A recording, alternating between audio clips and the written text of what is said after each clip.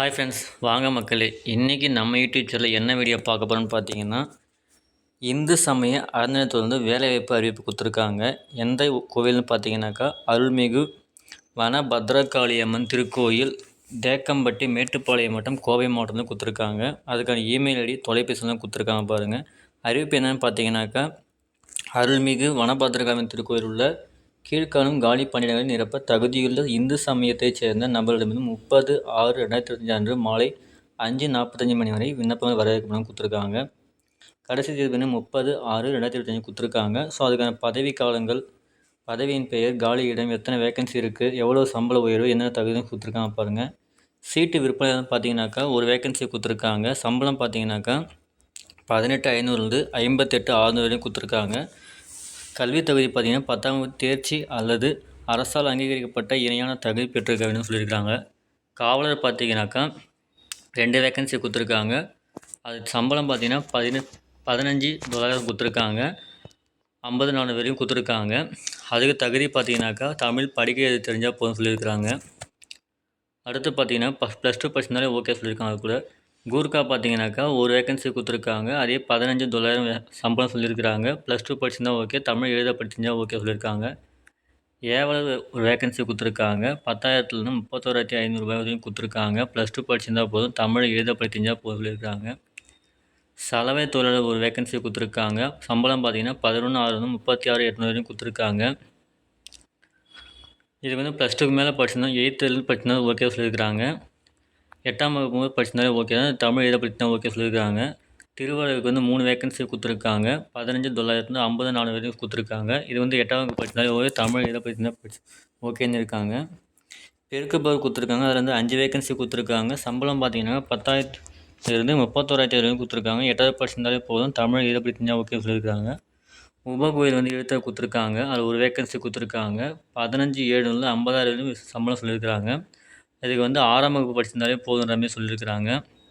இதுக்கு வந்து தமிழ் எழுத படி தெரியணும், 10ஆம் வகுப்பு வரைக்கும் படிச்சிருந்தாலும் ஓகேன்ற மாதிரி சொல்லியிருக்கிறாங்க. ஸோ இதேமாதிரி பார்த்து அப்ளை பண்ணிக்கலாம். உள்துறை பணின்னு பார்த்தீங்கன்னாக்கா ஓதுவர் வந்து ஒரு வேக்கன்சி கொடுத்துருக்காங்க. அதுக்கான சம்பளம் பார்த்தீங்கன்னா 18,500 58,600 வரையும் கொடுத்துருக்காங்க. இதுக்கு வந்து பார்த்தீங்கன்னாக்கா தமிழ் எழுத படி 10ஆவது படிச்சிருந்தால் ஓகே தான். சமய நிறுவனங்கள், அரசு நிறுவனங்கள் வந்து ஏதோ ஒரு வேக்கன்சியில் வந்து நீங்கள் பயிற்சி பெற்றுக்கணும்னு சொல்லியிருக்கிறாங்க. குறைந்தபட்சம் 3 ஆண்டு படிப்பு முடிச்சிருக்கணும்னு சொல்லியிருக்கிறாங்க பாடசாலையில். ஸோ அது தமிழ் இருக்கவங்க கண்டிப்பாக அப்ளை பண்ணி யூஸ் பண்ணிக்கலாம். நெக்ஸ்ட்டு பார்த்தீங்கன்னா உபகோயில் மேலே குழு கொடுத்துருக்காங்க. அதில் ஒரு வேக்கன்சி கொடுத்துருக்காங்க. சம்பளம் பார்த்தீங்கன்னா 15,700 50,000 கொடுத்துருக்காங்க. இதையும் தமிழ் எழுதப்படி தெரியணும். சமய நிறுவனங்கள், அதாவது அரசு நிறுவனங்கள் அல்லது வேறு ஏதேனும் நிறுவனங்கள் வந்து இசைப்பள்ளியிலேருந்து இசை சான்றிதழ் பெற்றுக்கணும்னு சொல்லியிருக்கிறாங்க. ஸோ இந்த வேக்கன்சியில் வந்து எலிஜிபிளாக இருக்கும், கண்டிப்பாக அப்ளை பண்ணலாம். அதுக்கான முக்கிய தகுதிகள் நிபந்தனை கொடுத்துருக்காங்க பாருங்கள். விண்ணப்பதாரர் வந்து 1/7/2024 அன்று 18 வயசு பூர்த்தி அடைஞ்சுன்னு சொல்லியிருக்கிறாங்க. ஸோ 18 வயசு பூர்த்தி அடைஞ்சும் 45 வயதுக்கு வந்து உட்பட்டவராக இருக்கணும்னு சொல்லியிருக்கிறாங்க. 18 45 இருக்கும்போது தான் அப்ளை பண்ண முடியாது. இந்து மதத்தை சார்ந்தவராகவும் தமிழ்நாடு சார்ந்தவராகவும் சொல்லியிருக்கிறாங்க.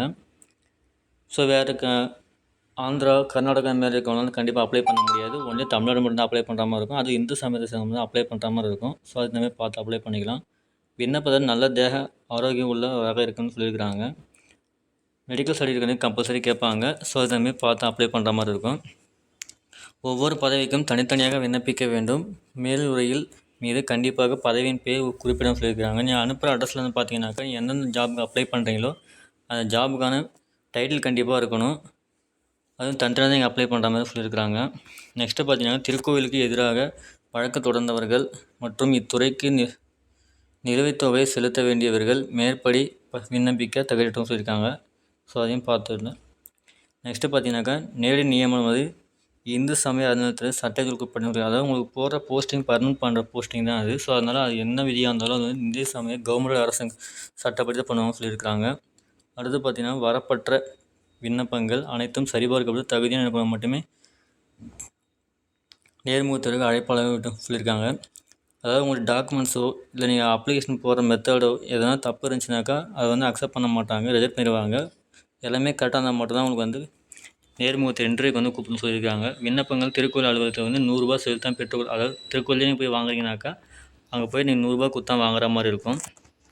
இதர நிபந்தனைகள், இதர எல்லாமே அலுவலக நாட்களில் வந்து வேலைகள் இருக்குன்னு சொல்லியிருக்காங்க.